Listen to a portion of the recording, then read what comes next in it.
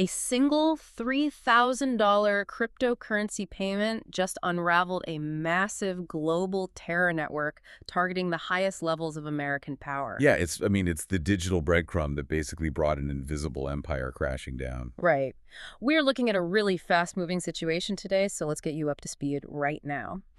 32-year-old Iraqi national Mohammad Baqer Saad Dawood Al-Saadi has been arrested in Turkey. And he was just extradited to the United States. Exactly. He is facing 6 major terrorism counts. Prosecutors allege he actually orchestrated 18 violent attacks across Europe and 2 in Canada. But, the headline that is making waves globally right now. The Florida plot? Yeah. Al-Saadi actively plotted to assassinate Ivanka Trump. He possessed highly detailed blueprints for her $24 million home in Florida. His stated goal was to avenge the 2020 death of Iranian military chief Qasem Soleimani. Which is it's chilling, honestly. It is. And the way he was finally caught sounds like something straight out of a movie script. He basically walked right into an FBI sting operation. He sent $3,000 in cryptocurrency to an undercover agent to bomb a Manhattan synagogue. So our mission today in this deep dive is to pull apart the mechanics of how this actually happened. We are taking the massive stack of intelligence reports, federal indictments, and global news coverage we've gathered to show you how one operative managed to bridge the gap between social media vanity and transnational terror. Right, and more importantly, how his arrest fits into the explosive, ongoing military conflict between the United States and Iran. Before we jump into those mechanics, though, we want to make something crystal clear for you listening. The sources we are unpacking today detail highly explosive, deeply political events involving major figures on the world stage. Yeah, and we're not taking any geopolitical stance here. Our goal is strictly to impartially break down what these documents report is actually happening on the ground, so you can understand the underlying logic of modern global conflicts. Exactly, because understanding these mechanics gives you a critical edge when you're trying to make sense of the daily headlines. Absolutely. So let's start with the operative himself. To understand how an Iraqi national ends up holding blueprints to a former president's daughter's house in Florida, you have to understand the psychology driving him. Right. You have to look at who he is. So Al-Saadi was a senior operative for an Iraqi militia called Kata'ib Hezbollah. And he was working directly with the Islamic Revolutionary Guard Corps, or the IRGC. But his motive was not just professional. No, not at all. It was deeply personal. Yeah. So his biological father was an Iranian general who died back in 2006. And following that death, Qasem Soleimani stepped in and effectively became his surrogate father. Oh, wow. So when Soleimani was killed in a U.S. drone strike in 2020, Al-Saadi didn't just lose a military commander. Right. He lost his family. That makes sense. And that is the absolute catalyst for everything that follows. The federal indictments show that Soleimani's death became a blood oath for Al-Saadi. He was operating on a multi-year timeline of pure vengeance. And he was terrifyingly vocal about it, too. The documents say he told people around him that his goal was to, quote, burn down the house of Trump the way he burned down our house. Yeah, he didn't just stop at angry words, though. No, he acquired the actual architectural blueprints to Ivanka Trump and Jared Kushner's Florida home. He went on the social media platform X and posted a satellite map of her specific neighborhood. With a threat, right? Yeah, he included a threat written in Arabic stating that neither their palaces nor the Secret Service could protect them. Which is wild, because acquiring blueprints to a high-security mansion isn't something you do by accident. Yeah. It requires digital reconnaissance, mapping property records, finding vulnerabilities in physical security systems. He was putting a massive target on a civilian. Exactly. But hold on, I'm struggling with the logic here a bit. If this guy is running a geopolitical vendetta to avenge a highly decorated military general, why go after a civilian home in Florida? It seems counterintuitive, right? Yeah. Why not target a military base or a government facility? Targeting a family member feels more like a mafia hit, not a military strike. Well, that is exactly how modern proxy warfare operates. When a state sponsor, like the IRGC, uses militia groups to do their fighting, they rely heavily on psychological terror rather than, traditional military engagement. Okay, how so? Because if you attack a military base, you are fighting soldiers who expect to be attacked. Yeah. But if you target a high-profile civilian family member in their own private home, you achieve a completely different goal. Yes. You create a sense of total vulnerability. You send this chilling message that borders do not matter, that security is an illusion, and that absolutely no one is untouchable. Wow, it maximizes the terror by making the safe places feel dangerous. Exactly. Yeah. But, his downfall didn't actually come from the plot in Florida. Right, he was taken down because he tried to organize a bombing campaign against Jewish institutions in New York, Los Angeles, and Arizona. And this is where it gets crazy. He sends a $3,000 cryptocurrency payment to what he assumes is a local hitman. But it turns out to be an undercover FBI agent. Right. And the text message he sends the agent along with the crypto is just wild. He writes, "I want to see good news tonight, not tomorrow, bro." Tomorrow, bro. Yeah. I mean, that text message really reveals the bizarre banality of modern terrorism. He is ordering a catastrophic bombing with the same casual tone someone might use to, order a pizza. It's terrifying. And he's doing it using cryptocurrency, assuming the blockchain makes him invisible. But what he didn't realize is that while crypto doesn't use names, the digital ledger is completely public. Right. Intelligence agencies have become incredibly skilled at tracking those digital wallets right back to the user. So plotting an assassination in Florida or a bombing in New York from the Middle East requires more than just an encrypted chat app, though. I mean, you need physical access to the world. You definitely do. You have to move money and people across heavily guarded borders. Which forces us to ask, how did a known IRGC operative fly across the globe without setting off every single international alarm? This is where his methodology becomes incredibly sophisticated. He didn't hide in a cave, he hid in plain sight. Okay, what do you mean? He ran a travel agency that specialized in religious tours. Oh, wow, that is the perfect Trojan horse. Isn't it? Yeah, because religious tourism means massive crowds of people constantly crossing borders, often traveling to regions with complex security situations. It basically provides a built-in excuse for moving large amounts of cash and filing constant visa applications. Exactly. When you are moving thousands of legitimate pilgrims, it becomes incredibly easy to just, slip a few operatives into the crowd. Or to commingle legitimate travel funds with money meant to finance an attack. That makes total sense. But the travel agency was just the baseline cover. The real key to his movement was his passport. He didn't carry a standard tourist passport. He possessed an official Iraqi service passport. Wait, a government passport? Because obtaining that specific document requires the explicit consent of the Iraqi prime minister. Right. A service passport is essentially a VIP skeleton key for international travel. It's issued to government employees for official business. So what did that actually get him? Having one meant he was granted access to VIP airport lounges. It meant his visa applications were accelerated or, in some cases, completely waived. But the most dangerous hook, it allowed him to completely bypass standard security screenings. You're kidding! No, seriously.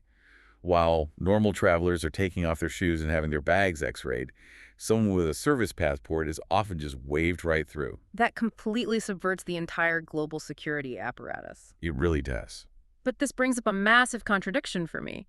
He goes through all this trouble to secure a high-level, covert government cover, but his digital footprint is deafening. Like, he isn't keeping his head down at all. He's acting like a travel influencer. The dissonance is staggering, I know. You have this mastermind coordinating terror plots, and he is simultaneously posting selfies from the Eiffel Tower in Paris. Right. He is posing for photos in front of the Petronas Twin Towers in Malaysia.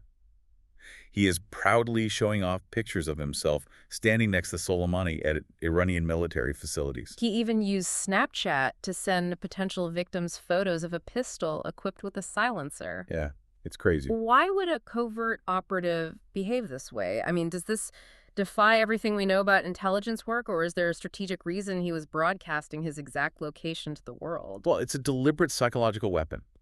Yes, there is likely a massive amount of arrogance involved. He had a VIP passport and probably felt entirely untouchable by Western law enforcement. Sure. But strategically, posting a selfie from the Eiffel Tower is a way of projecting immense power. He is showing his followers, his recruits, and his enemies that he can walk right into the heart of the Western world totally undetected. Oh, I see. It's a recruiting tool. It tells his network, look at our reach. Their security means absolutely nothing. It is a way of saying, I am already inside your house. Exactly. And that digital bravado was fully backed up by a sprawling network of physical violence, too. He was operating under a front group called Harakat Ashab al-Yamin, and the U.S. Justice Department actually linked him to 18 attacks in Europe and 2 in Canada within just a few months in 2026. Which is just Coordinating 20 attacks across 2 different continents in a matter of months requires an unbelievable logistical framework. It does. Let's look at the specific incidents outlined in the indictments because they show exactly what this network was capable of. He coordinated the firebombing of a Bank of New York Mellon branch in Amsterdam. Right. He directed a live shooting at the U.S. consulate in Toronto. He organized a Molotov cocktail attack in Belgium. And he was directly linked to the stabbing of 2 Jewish men in London. You really have to notice the pattern in those targets, though. He is hitting Western financial institutions, diplomatic buildings, and Jewish communities. These are highly calculated strikes designed to maximize political tension. Yeah, looking at how this operates, it feels like a decentralized franchise model for terrorism. A franchise model. Yeah, like he sits safely in the Middle East, protected by his passport and his state sponsors. He uses encrypted messaging apps to find local criminals or radicalized individuals in London or Toronto. He uses cryptocurrency to instantly fund them. And then he basically franchises the violence out to those local actors. Like, how does one individual successfully coordinate that many active plots across so many borders simultaneously? Well, a decentralized franchise of violence is actually the perfect way to describe it. Because he doesn't have to build a terrorist cell from scratch in Amsterdam. Yeah. He just has to plug into the local criminal underworld, offer them untraceable money, and give them a target. He was essentially acting as a middle manager for global violence. Wow. And we have to zoom out here because Al-Saadi's franchise of violence is not happening in a vacuum. Not at all. His arrest is just one specific data point inside a much larger active conventional war currently raging between the United States and Iran. Yeah, you really cannot separate Al-Saadi's actions from the broader geopolitical earthquake happening right now. The proxy attacks he was organizing are part of a larger strategy being deployed while actual military forces clash. Right. The intelligence documents refer to this ongoing military conflict as Operation Epic Fury. The U.S. and Israel are engaged in a massive offensive. They recently killed Iran's supreme leader, Ayatollah Ali Khamenei. Which is massive. It is. The situation has escalated, and the military statistics coming out of this conflict show a massive degradation of forces. The U.S. Joint Chiefs Chairman, General Dan Kane, reported an 86% decrease in Iranian ballistic missile launches since the fighting started. Wow. Drone attacks have dropped by 73%. U.S. Defense Secretary Pete Hegseth stated that the U.S. expects to establish complete control of Iranian airspace within days, utilizing massive stockpiles of precision bombs. Let's break down what those numbers mean in military terms, though. When you see an 86% drop in missile launches, it means their kinetic warfare capabilities, meaning traditional physical combat like bombs, jets, and missiles, are being rapidly dismantled. Right, they're losing the traditional war. Exactly. Yeah. But when a nation loses the traditional war, they don't just give up. They shift tactics. They pivot almost entirely to asymmetric warfare. Mm. That means avoiding direct head-to-head battles with the superior military and instead using unconventional tactics like funding terror franchises or launching massive cyber-sabotage campaigns. Which brings us to the cyber front. U.S. intelligence is actively warning of retaliatory Iranian cyber attacks, and we are already seeing massive infrastructure hits. Yeah, the Stryker hack. Exactly. An Iranian-linked hacker group known as Handala just attacked the medical technology company Stryker, and they didn't use ransomware to lock the computers and ask for money. They used wiper malware. That's a huge distinction. It is. They wiped 50 terabytes of data and forced the company to completely shut down its offices in 79 different countries. Yeah, it's crucial for you listening to understand the difference between ransomware and wiper malware. Ransomware is like a criminal changing the locks on your house and demanding a bag of cash to give you the new key. Right. Wiper malware is just burning the house down. It is purely destructive. It overwrites the core systems of the computers so the data can never be recovered. That's terrifying. And when you hit a medical technology company like Stryker, you aren't just deleting spreadsheets. You are disrupting the supply chain for hospital equipment and surgical tools globally.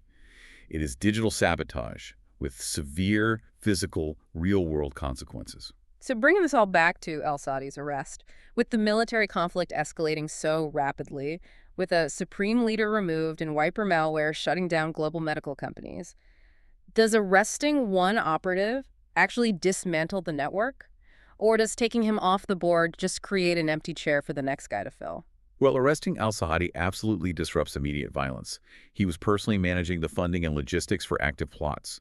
Taking him down likely saved lives, especially when you look at that synagogue bombing he was actively trying to purchase. True. But the underlying infrastructure, the travel agencies, the encrypted channels, the dark money networks, and the state sponsors, all of that still exists. Right. Removing a highly effective manager hurts the franchise, but it does not bankrupt the corporation. Someone else will eventually be promoted to that empty chair. Yeah, let's synthesize everything we've unpacked today. The arrest of Mohammed Baqer Saad Al-Saadi gives us a terrifyingly clear picture of how modern transnational terror operates. It really does. It is driven by decades-old personal vendettas. It is financed quietly and instantly through cryptocurrency. It is broadcast loudly on social media to project power and recruit followers. Yeah. It abuses official government loopholes, like VIP passports, to bypass billions of dollars in global security. And it uses decentralized criminals to execute violence across multiple continents simultaneously. And all of which is playing out in the shadows of a massive conventional military war that is actively reshaping the Middle East. Exactly. For you listening, understanding how all these moving parts connect is vital.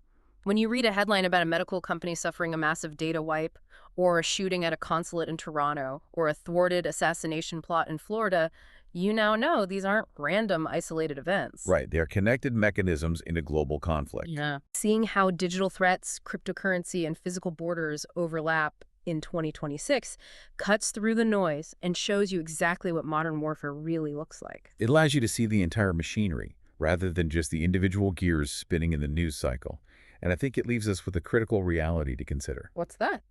If a known, highly active operative could bypass international security using a government-issued VIP passport, coordinate 20 attacks across 2 continents, and map out a $24 million Florida home while openly boasting from the Eiffel Tower, Yeah. how many invisible threats are currently slipping through our digitized world using those exact same loopholes without ever posting a single selfie?